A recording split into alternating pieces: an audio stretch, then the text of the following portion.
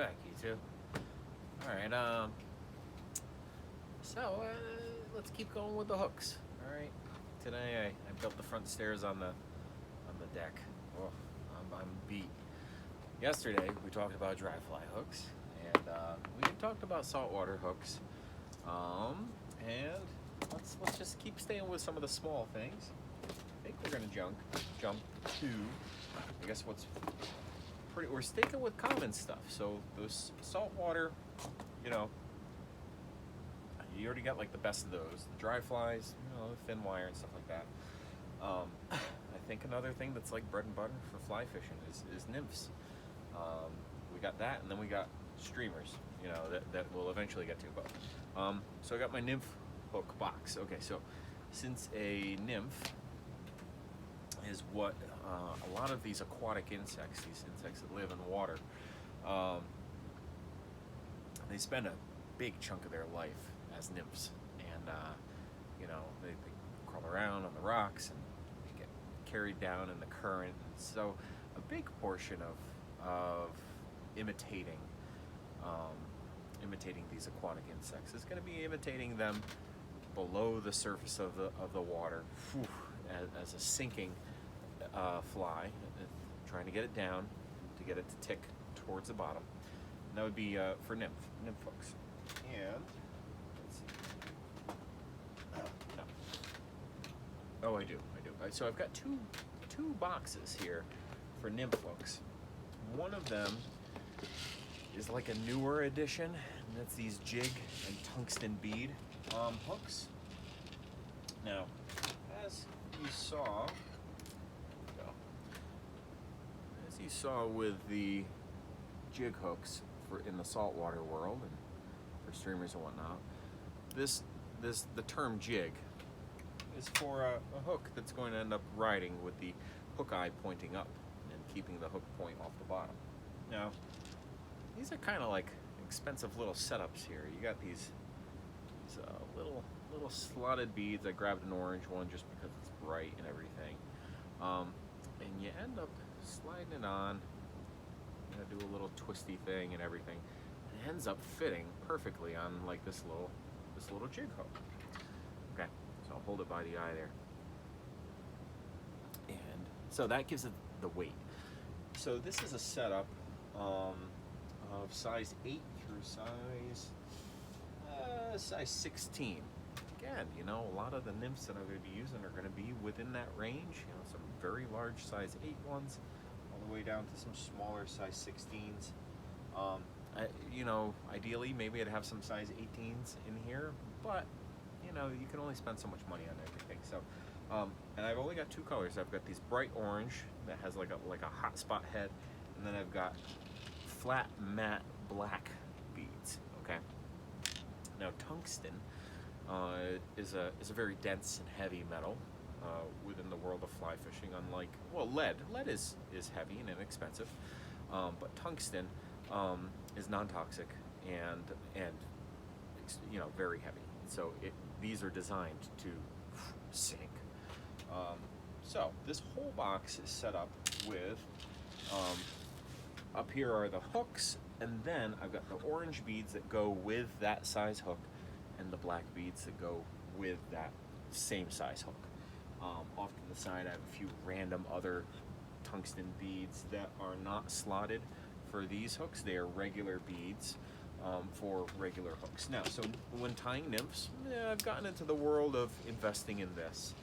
But most of the nymphs that I've tied in my whole life were just tied on regular old nymph hooks.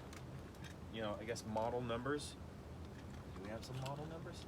Yeah, 9671s. 9671s were a lot of the model numbers. I think Tiemco's. Anyway, you're gonna see this is, again, oh my god, there's like 300, 400 size 10 nymph hooks that I have here. Okay, very traditional setup. Now, some of these are going to be, I have them organized in sizes, 8, 10, 12, 14, 16, 18, and 20. Boom, boom, boom, boom, boom, all the way down. Okay, that range of size 12 to size 16 tends to be a lot of what I fish, a lot of what I tie. So I'll tie lots of 12s, lots of 14, a lot, yeah, 12s and lots of 16s. Now, what I also have, which is kind of hard to see here, but 1X, 2X, and 2X, and let's see, that's just humped hooks. So that's like, these are kind of like specialty hooks. You can see that like little hump that they have on them. Kind of gives it like a curved body. For the most part, you can, whether it's 1X or 2X. So 2X doesn't really mean twice as long, but it does refer to a shank. To a shank. This part of the hook, that top part of the hook that you tie on, that is a bit longer in proportion to the hook gap. In the whole scheme of things, don't worry. A nymph hook is going to have heavier wire than a dry fly hook. It's going to be, set up to be a little heavier so it can sink. And you can tie these unweighted or weighted, meaning you can wrap lead wire or a wire around the shank and then cover it with your materials. You can put a bead on the end, whether it's like some of the silver and gold colored beads that I like, or the tungsten beads that I showed you earlier. It adds weight. And these are just meant to imitate the nymph stage of the aquatic insects. So for mayflies and caddisflies primarily, we don't have a lot of stoneflies around that are worth imitating here in Connecticut. So a lot of caddisflies. So caddisfly larvae. All right, let's get into some. Ooh, all right, so I got a whole little gem box here of, look at that, caddisfly larvae. Now these are all tied on nymph hooks, okay? Now we've got a couple different types of hooks here. You'll see that there are some. Let's see, let's find one. Let's take out that little pretty one. This hook is got a little bit of a bend to it. It's hard to focus in on that. It's got a little bit of a bend to it, a little humped back, and so that's like a little larvae. Anyway, can you tie these on straight hooks? Yes, straight backed hooks, but sometimes putting a little bend yourself, actually bending that shank so that it adds a little arc to the body, like it looks like a little curled up worm floating in the in the water and everything, and it's out of control. Eat me, all right, or don't eat me. These are in our rivers all the time. If you flip over a rock and you see a little collection of like sand-like particles glued together in a little cocoon, all right, a little tiny cocoon. If you open up that little cocoon, out pops one of these little larvae. Yeah, the green ones. That's why this is all filled with green ones. Do I have some other colors? Yeah.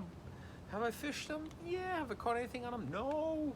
Because really, our rivers, they've got those green larvae.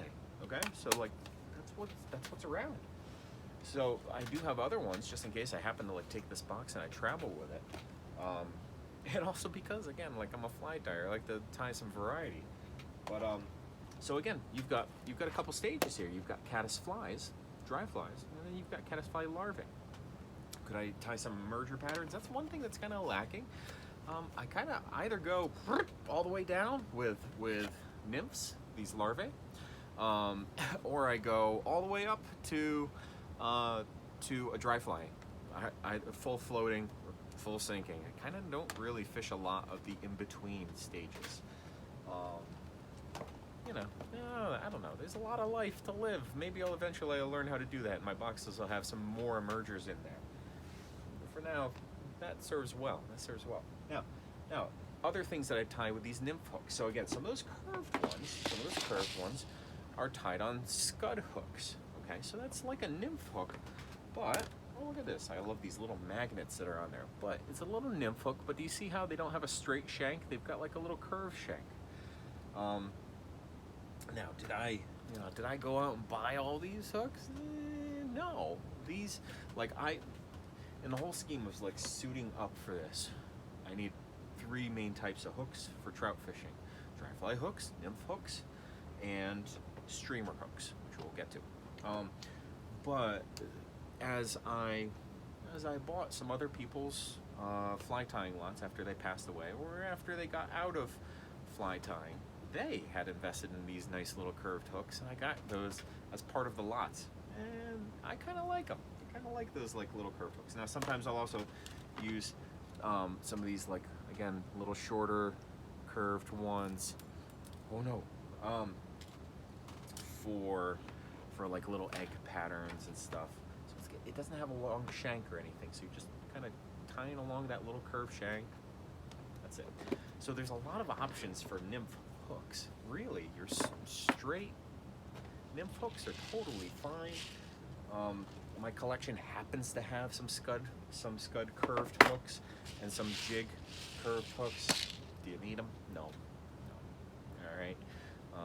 And again, you know, that range of like, where do I really need to buy them?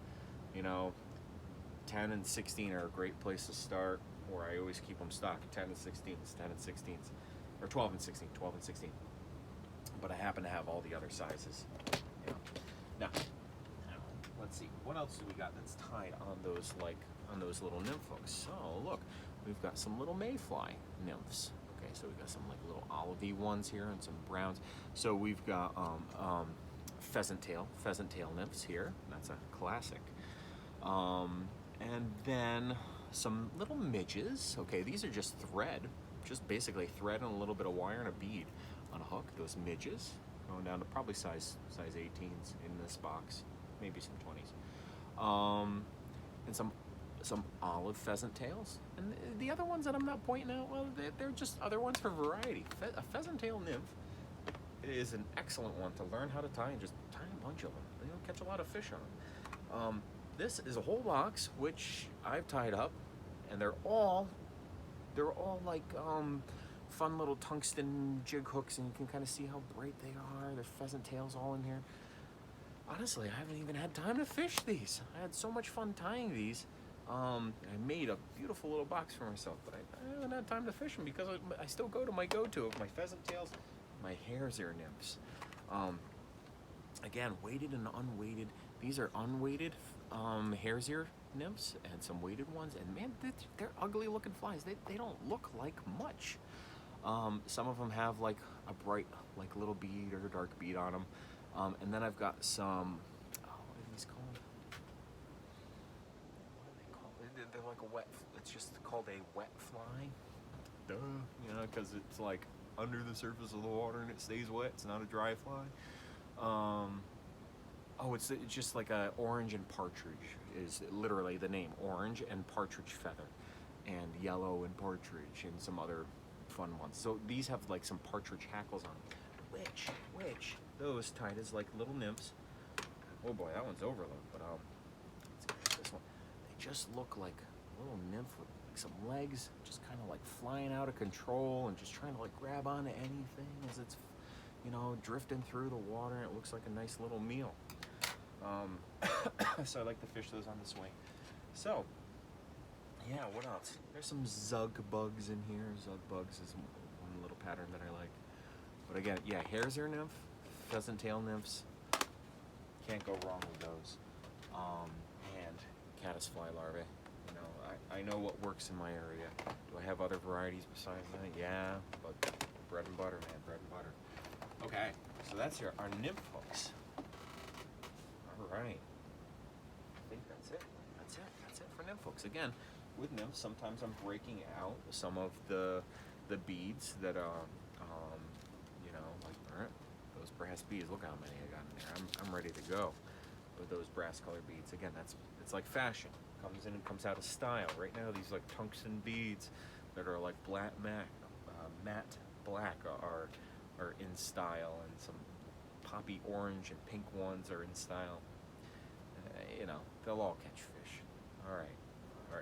Take care.